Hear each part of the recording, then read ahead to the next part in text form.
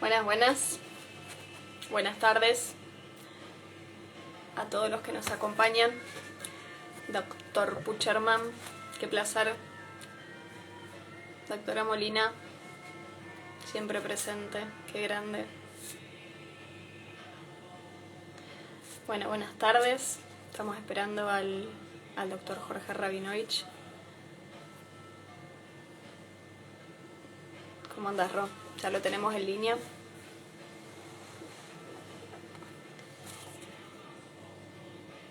Muy bien.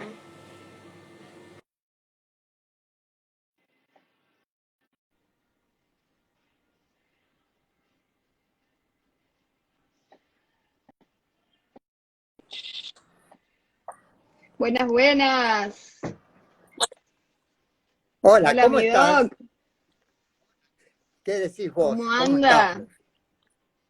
Bien, bien, aquí Qué ando. lindo, Bueno, qué lindo verlo. Lo la verdad que sí, extraño. que es un placer, ¿no? No, para mí es un placer que esté acá, que se preste a esto, que podamos vernos. Sí, la verdad que sí, que con esta enfermedad, con esta pandemia, uno se ha alejado bastante, ¿no? Sí, pero bueno, por lo menos utilizamos la tecnología para acercarnos un poquitito. Bueno, para todos los Así que no es. lo conocen, lo presento. Es mi queridísimo amigo, una persona que yo quiero y admiro muchísimo, muchísimo. El doctor Jorge Rabinovich es un médico mastólogo de muchísimos años de experiencia y con una personalidad y con una calidez que supera más allá de toda barrera o de todo crecimiento académico. Para mí es un placer trabajar con él y escucharlo y estar en esta charla eh, aprendiendo para mí es realmente una hermosa oportunidad, se lo agradezco. Bueno, compartiremos entonces. Comenzamos, comenzamos diciendo que el cáncer de mama es una enfermedad de etiología genética, ¿no? Así tenemos cánceres de mama hereditarios que se producen por mutaciones del BRCA1 y BRCA2 y constituyen más o menos el 7% de los cánceres de mama. Después tenemos el cáncer de mama familiar y después tenemos el cáncer de mama esporádico, que es prácticamente el 60% de los cánceres, que se produce por mutaciones genéticas que no conocemos. ¿Cuáles son? Desde ya, la mastología es una especialidad multidisciplinaria. Y así, la Sociedad de Mastología propone la creación dentro de los hospitales de unidades de mastología. Y estas unidades de mastología están constituidas por un grupo de médicos mastólogos, médicos de diagnósticos por imágenes, médicos anatomopatólogos, para llegar a un diagnóstico del cáncer de mama. Pero después también tenemos que pensar que existen otros médicos, que son los médicos que van a definir el tratamiento a realizar a estas enfermas. Y son los médicos oncólogos y también médicos que van a rehabilitar esas pacientes o planear qué tipo de operaciones se realizan, que son los cirujanos plásticos. Todo esto es un equipo y todo equipo tiene que funcionar como equipo, como una orquesta, cada uno, como una orquesta sinfónica, ¿no? Que cada uno entra en el momento que le corresponde. Dirigido por un director. Y ese director será el médico mastólogo. También esto es a nivel hospitalario. Pero nosotros debemos imitar esto en la práctica privada. Y todo médico mastólogo debe tener un equipo. Y ese equipo estará formado por médicos que actúan a nivel de los distintos consultorios, pero unidos siempre y comunicados para realizar un excelente diagnóstico. Lo fundamental de todo esto es considerar al tumor y a la paciente, porque sabemos que el tumor de mama puede tener múltiples trascendencias. En determinadas enfermas, un mismo tumor en distintas enfermas puede tener comportamientos diferentes. Por lo tanto, entonces, el que recibe a la enferma es el médico mastólogo. Y el médico mastólogo tiene que hacer la historia clínica, tiene que saber si hay familiares con cáncer de mama, si hay problemas hereditarios o heredofamiliares. Tiene que saber también, aparte de las enfermedades, si tuvo factores traumáticos, psicológicos, estresantes, por problemas familiares o algo, en estos últimos tiempos que hayan acompañado el desarrollo de la enfermedad. Por lo tanto, el médico clínico debe, el médico mastólogo, una vez terminada la historia clínica, debe realizar el examen físico de la paciente. La mayoría de las pacientes que concurren a un médico mastólogo concurren por dolor y les angustia el dolor que tiene a nivel de las mamas. El médico mastólogo debe realizar un examen clínico y una vez terminado el examen semiológico, hace el diagnóstico de si hay patología que provoque ese dolor o no hay patología mamaria que provoque ese dolor. Y ese dolor comúnmente es un dolor referido por problemas posturales. Y entonces el médico mastólogo debe revisar la postura de esa enferma.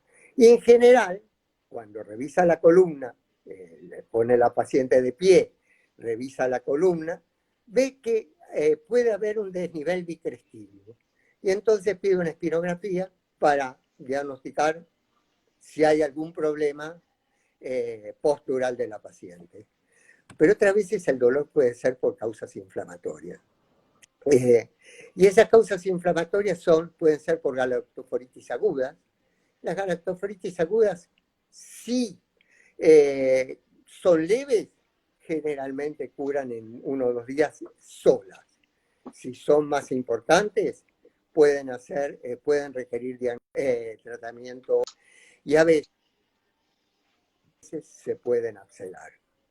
Y a veces el absceso subareolar al comienzo se trata con antibióticos. Pero el absceso subareolar recidivante, una vez que se produce de 1, 2, 3 veces, es preferible no tratarlos con antibióticos y preferir que se localice en una zona de la mama y se elimine y se origine una fístula. Porque si uno opera el absceso subareolar recidivante en el periodo agudo, en general, resecando los conductos, galactóforos, etcétera, etcétera, en general vuelve a recidivar a pesar de la cirugía.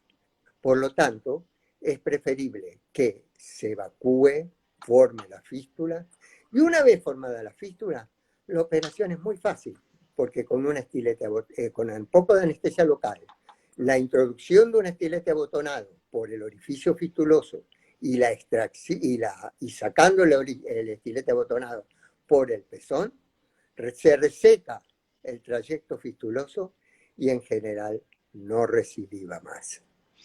¿Es frecuente de ver este absceso subareolar recidivante? ¿Es frecuente?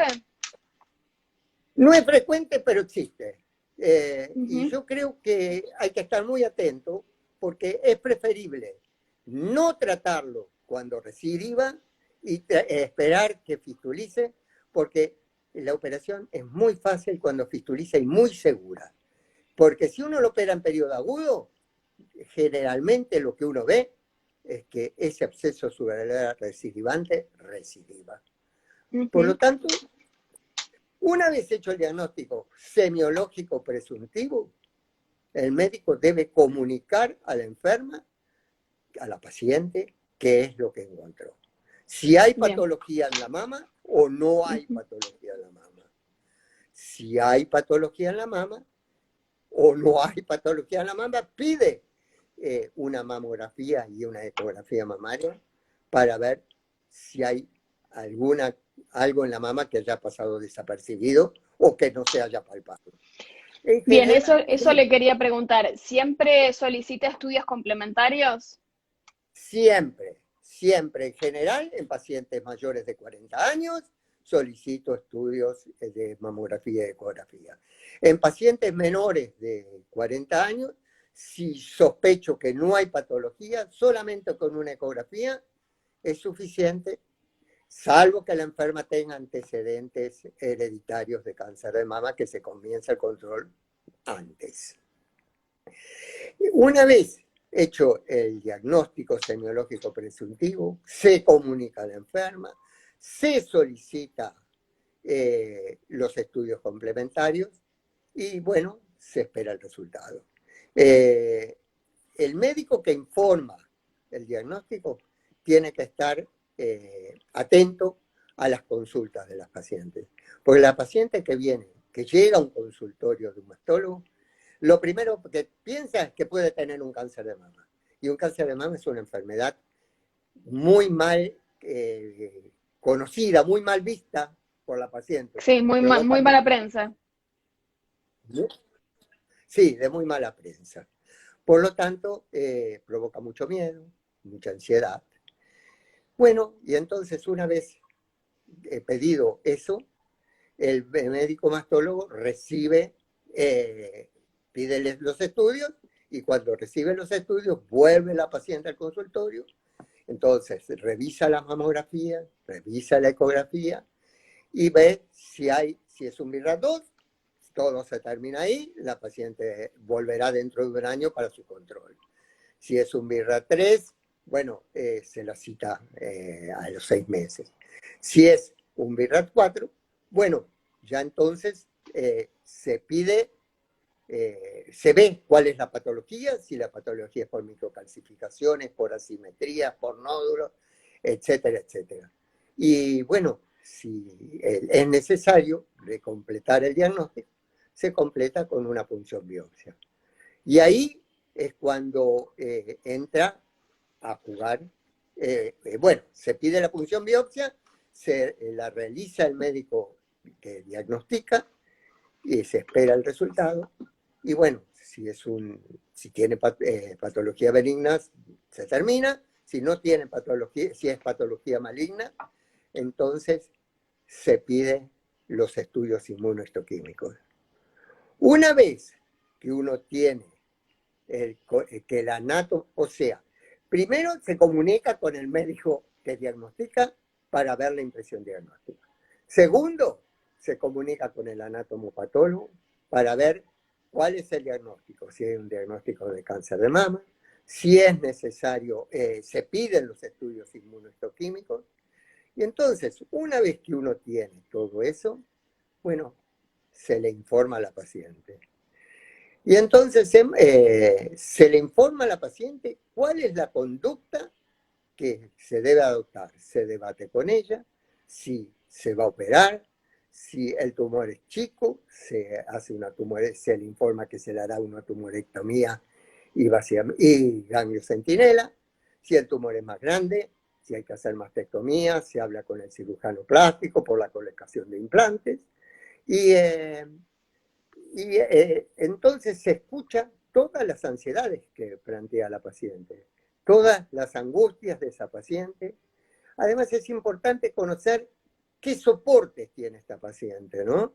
Si esa paciente viene acompañada, si viene sola, si viene acompañada por una amiga, cuál es su estado emocional, cuál es su estado laboral, qué soportes familiares tiene, porque todo esto va a servir para que en un futuro, cuando se hagan los tratamientos, bueno, esta paciente pueda estar apoyada o sostenida por el grupo de trabajo, el grupo familiar o el grupo de trabajo. También, tal cual. Sí. Hay un común denominador de la mayoría de sus pacientes que dicen, bueno, supongo que se lo dirán a usted también, pero la mayoría dice lo que me ha sostenido este hombre, lo que me ha acompañado. Más allá, ¿no? Uno a veces sabe, conoce, estudia todos los factores pronósticos que pueden derivar en uno o en otro tipo, ¿no? Sabemos cuáles son los tumores que tienen mejor pronóstico, los tumores que tienen peor pronóstico. Entonces, más o menos, con todos los estudios que solicitamos, ya sabemos, conocemos los factores pronósticos, no sabemos cómo va a funcionar esa paciente, ¿no? Conocemos la biología del tumor, pero nada más. Pero nosotros conocemos los factores pronósticos, pero no sabemos cuál va a ser la evolutividad de la enfermedad. porque existen más factores externos, factores propios de la paciente, factores inmunológicos de la paciente. No sabemos cuáles han sido los factores traumáticos que han acompañado el desarrollo de la enfermedad y tampoco sabemos cuáles serán los factores traumáticos que se nos aparecerán en el postoperatorio de la paciente, ¿no? O en el post-tratamiento. No sé, quizás algunas pacientes necesitan iniciar el tratamiento con la cirugía y entonces tienen miedo a la cirugía. ¿Qué va a pasar? ¿Se me pasará este hombre de anestesia? ¿Quién va a ser el anestesista? Porque lo primero que preguntan, ¿quién va a ser el anestesista? Porque yo tengo miedo que se me pase la anestesia, ¿no? De no poder despertarme. Bueno, son los miedos que todos tenemos cuando tenemos que enfrentar una situación, ¿no? Doctor, usted habló de la inmunohistoquímica y habló de que primero espera el resultado histológico del tumor y que después hay que iniciar el estudio de inmunohistoquímica. ¿Por qué es tan importante y por qué se debe demorar la resolución, como usted dijo, de cuál es la conducta que va a tener esa paciente? Sí, porque hay tumores que son necesarios, por los tumores, los HER2 neopositivos, en general, van primero a neoadjuvancia y después a tratamiento. Cuando van los tumores a neoadjuvancia, yo marco generalmente el tumor y el ganglio centinela. El ganglio centinela lo marcamos con carbón para ver los ganglios de la axila, ¿no? Si van a ir a neoadjuvancia, para después realizar el tratamiento, poder localizar bien la zona del tumor y dónde se encuentra el ganglio correspondiente. En general, yo tengo la ventaja, no sé si tengo la ventaja o no sé qué tengo, pero las ginecólogas que me derivan a mí, las pacientes, deben revisar muy bien esas pacientes, porque generalmente lo que yo recibo son tumores muy pequeños, tumores generalmente no palpables. Entonces los tumores luminales A son muy factibles de que los trate el médico mastólogo, porque son tumores pequeños, son tumores hormonodependientes, son tumores HER2 negativos, son tumores con Ki67 bajo. Por lo tanto, esos tumores, una vez operados, no es necesario pedir plataformas genómicas, porque en estos momentos, en este país, con los valores que tienen las plataformas genómicas, no es necesario pedirlas. No es imposible, digo, pedirlas, ¿no? Por lo tanto, yo creo que los tumores luminales A son factibles de seguimiento por el médico mastólogo. De cualquier manera, si es necesario derivar a la paciente al médico oncólogo, se realizan las consultas con el médico oncólogo y es el médico oncólogo que seguirá el seguimiento oncológico de la paciente. Pero el seguimiento mastológico lo va a seguir siempre el médico mastólogo. Por lo tanto, es muy importante la relación médico-paciente, porque uno ve que hay tumores, un mismo tumor, en distintos tipos de pacientes, pueden tener comportamientos distintos. Hay tumores que son de factores pronósticos muy benignos y que tienen comportamiento de maligno, y hay tumores malignos que una vez realizado el tratamiento correspondiente entran en remisión y no es necesario nada más realizar el seguimiento. Por lo tanto, nosotros tenemos por un lado los factores pronósticos, pero por otro lado tenemos que seguir la evolutividad de la paciente, que eso no conocemos. No conocemos el terreno donde se va a desarrollar la enfermedad, pero la función del médico mastólogo es fortalecer a esa paciente para que adquiera la resiliencia. La resiliencia es salir fortalecido de situaciones hostiles, ¿no? De situaciones angustiantes, situaciones difíciles. Por lo tanto, es el médico mastólogo el que debe sostener a esa paciente, realizar el seguimiento, conocer a su familia y poder que esa paciente pueda reinsertarse a su trabajo, a su familia, en las mejores condiciones posibles. Acá la tenemos en línea la doctora Flavia Sarkis, que dice un lujo de invitado el doctor Rabinovich, un montón de saludos que está teniendo, no sé si los está leyendo, pero yo se los voy a ir leyendo. Sí. Hacen una pregunta que dice, ¿qué opina de casos donde los familiares que acompañan a la paciente le dicen al mastólogo, doctor, no le diga a mi familiar que es un cáncer? No, no, no, no, no, no. Yo eso no lo acepto. Yo creo que la relación médico-paciente se basa en la sinceridad. La sinceridad es fundamental. Vos no podés tratar a una paciente mintiéndole. Al contrario, vos tenés que decirle al familiar que le vas a dar el diagnóstico de la enfermedad y vas a sostener a esa paciente. Es que el familiar tiene mucho miedo de hacerse cargo del miedo de la paciente. Es que el médico mastólogo es el que va a sostenerla. Al familiar se le dice siempre que si no, que se le va a informar el diagnóstico de la enfermedad. Muy bien. Usted habló de los factores favorables o desfavorables que puede tener una paciente y que hay que conocerlos. ¿Qué son en su experiencia? Y yo creo que una familia que sostiene, hijos que sostienen, parejas que sostienen, un buen ambiente laboral sostiene también grupos de amigos, una vida productiva, una vida con ganas, una vida con fuerza. Esos son factores positivos. Factores negativos son, yo creo que uno de los factores negativos más importantes es la muerte del padre. Yo he visto pacientes que después de la muerte del padre han hecho depresiones, angustia, y no se han podido rehabilitar. Otras pacientes son separaciones, ¿no? Divorcios, separaciones. Y en otras épocas eran las emigraciones, por razones políticas, por razones sociales. Yo creo que hay factores favorables que sostienen y factores desfavorables que angustian, que predisponen, que disminuyen la inmunidad. La doctora Parodi lo saluda. Le dice Hola. felicitaciones, doctor. Genial, mi doc. ¿Y cuánto cree que el estrés de, qué sé yo, de un cambio de trabajo o de un duelo en la familia o de una separación pueden influir en la aparición de un cáncer? Yo no sé si pueden influir, pero que son factores que pueden predisponer, sí, yo creo que sí.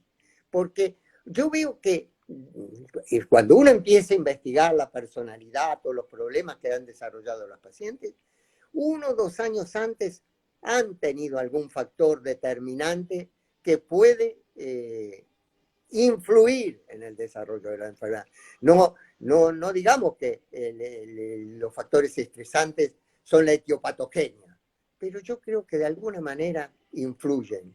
Y también influyen en el postoperatorio o en el posttratamiento. Hay una situación que también es importante. Cuando la paciente ya se operó, realizó el tratamiento radiante, terminó la quimioterapia, ¿qué pasa? Se siente sola, siente, ¿y ahora qué? Yo tenía médicos que me sostenían. Ahora, cuando uno le dice a la paciente, bueno señora, ya está, usted está bien, tiene que volver de acá a 3 meses porque todo salió bien. Ay, Pero a usted se le y ahora, enamoran, doctor. A usted se le enamoraron todas. ¿cómo? Todas. A usted se le enamoran y necesitan volver a verlo.